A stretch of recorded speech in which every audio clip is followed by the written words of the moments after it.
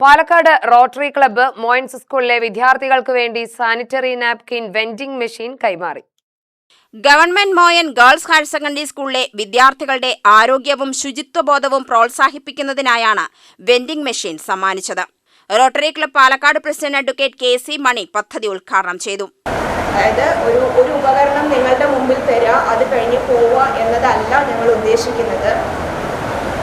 ഒരു മെൻസ്ട്രേഷൻ അല്ലെങ്കിൽ ആർത്തവം എന്നൊക്കെ പറയുന്നത് നമ്മുടെ ദേഹത്തിൻ്റെ ഒരു സ്വാഭാവികമായ പ്രക്രിയയാണ്.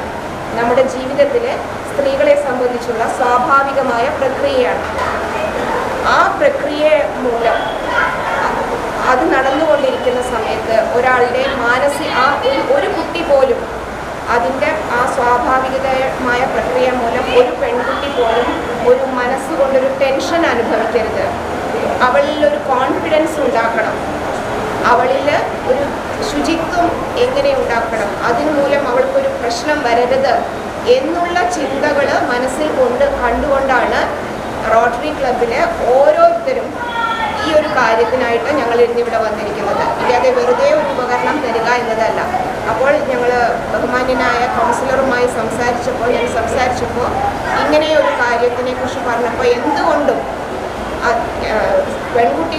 മക്കൾക്ക് നൽകാവുന്ന ഏറ്റവും വലിയൊരു കാര്യം ഇതാണ് എന്ന് മനസ്സിലായത് കൊണ്ടാണ് മെൻസ്ട്രൽ വെൻഡിംഗ് മെഷീൻ തന്നെ നമ്മളിവിടെ കൊണ്ടുവന്ന് ചെയ്യാനുള്ള ആദ്യത്തെ ഒരു കാര്യമായിട്ട് ചെയ്യാൻ ഉദ്ദേശിച്ചത്.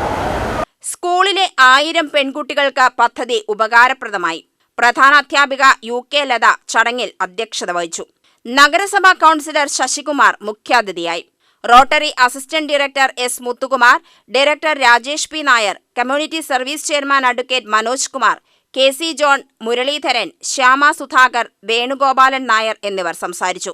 റോട്ടറി ക്ലബ്ബ് അംഗങ്ങളും അധ്യാപകരും വിദ്യാർത്ഥിനികളും ചടങ്ങിൽ പങ്കെടുത്തു. UTV news, Palakkad.